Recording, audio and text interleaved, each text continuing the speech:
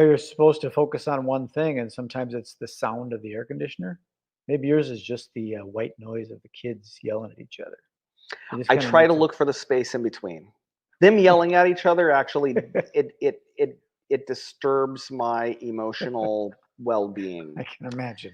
So I choose instead to find those moments in between it where I am just deeply in love with everybody around me.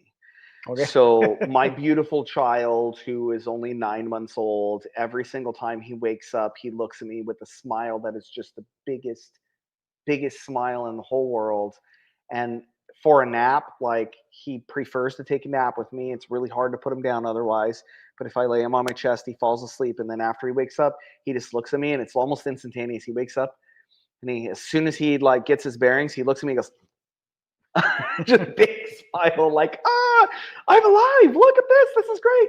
It's so amazing. So I look at that, and then my 5-year-old's running around with his hair in a giant poof ball and his curly locks all over the place, and he's just having fun. And I look at it, and I'm just like, wow, he's such a handsome child, and he's so in love with life.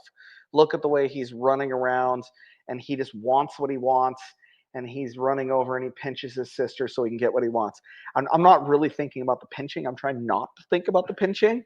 So it slips in sometimes. But what I'm really focusing on is the fact that my children are just amazing. Charlotte has such a wonder for the entire world. And I'm like, oh, this is just so amazing that she just has such a grand wonder of the world. Never mind the fact that I've had to repeat myself 15 times to where it doesn't matter if it's the same question. And I've had to repeat myself 15 times. She just has such a wonder about the world. And I'm just going to leave it at that. And I'm just going to go with that. That is kind of the meditative space I try to put myself in.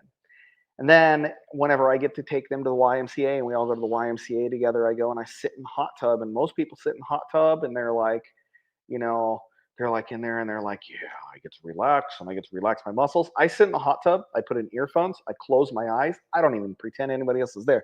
I feel the water moving. And today it was a little bit different. Today I put on Ram Dass and I was chanting, I am loving awareness.